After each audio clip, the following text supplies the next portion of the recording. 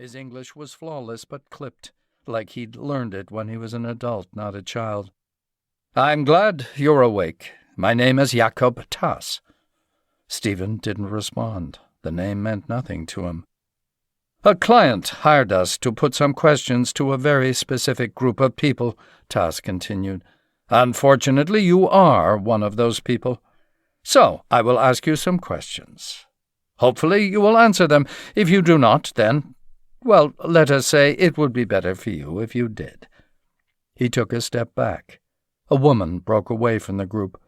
"But before we get started, my colleague, Miss Cora Pearl, is going to conduct a rudimentary medical examination to ensure you have not suffered any ill effects." Pearl was a wiry woman in her 30s. If Tass was Slavic, Pearl was pure West Coast. Light, tousled hair bleached by sun and salt, tan skin, a dusting of freckles across the bridge of her nose. Her face was makeup-free, and she wore no jewelry. She examined Stephen with fingers that were long, thin, and strong. She wasn't rough, but neither was she gentle. She lifted his eyelids and shone a penlight into his eyes. "He's dehydrated," she said. "Do we need to put him on a drip?" "Drink of water will do." Pearl reached into her bag and brought out a bottle. She unscrewed the lid, lifted Stephen's head, and helped him drink. Stephen hadn't realized how thirsty he was. He drank the whole bottle in one go. "You have the wrong Stephen Williamson," he said again. "I'm a history professor at Princeton, not a whatever it is you think I am."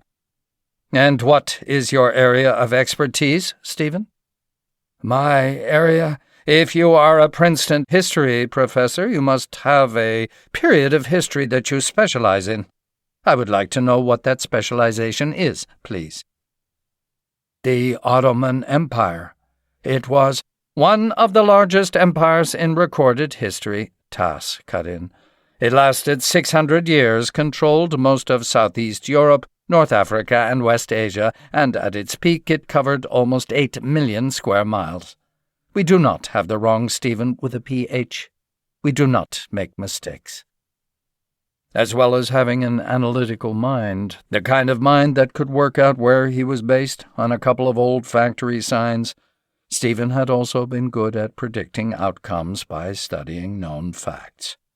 An extraordinary gift for extrapolation, his professor had said when he submitted his thesis.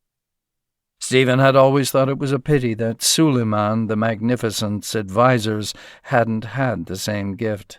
If they had, the Ottoman Empire might not have failed. Right now, Stephen didn't like the future he'd predicted for himself. Tass and his colleagues weren't wearing masks. It suggested they weren't concerned about being identified later, and they knew who he was. That was clear now. Abducting him hadn't been a mistake, which made no sense. To the best of his knowledge, he had never moved in the same circles as men like Jakob Tass or the kind of people who hired men like Jakob Tass. "You are an intelligent man, Stephen with a PH, Tass said. "I think you have already worked out that your situation is precarious." Stephen said nothing. "Precarious, but not hopeless, I think," Tass continued. "If your answers stand up to scrutiny in the fullness of time, you will leave here in one piece. If your answers don't stand up to scrutiny, you will leave here in small bags.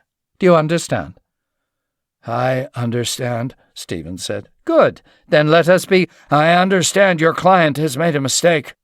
They must have, because I do believe that you guys know what you're doing. You've grabbed who you were told to grab, but you must understand you're working from flawed data. I'm not the person you want to talk to." "But you do not know what I want to talk to you about yet, He stopped to cough. A wet rattle won from the bottom of his lungs. The others looked away, embarrassed. "Allergies," he said after he'd got it under control. "There's nothing we can talk about," Stephen said. He used his head to gesture at his surroundings. "Nothing that makes any sense of this. I'm an academic. I'm not the man you—" 10 years ago you attended a meeting at this address, Tass said. He unfolded a piece of paper, showed it to Stephen. "I want to know everything."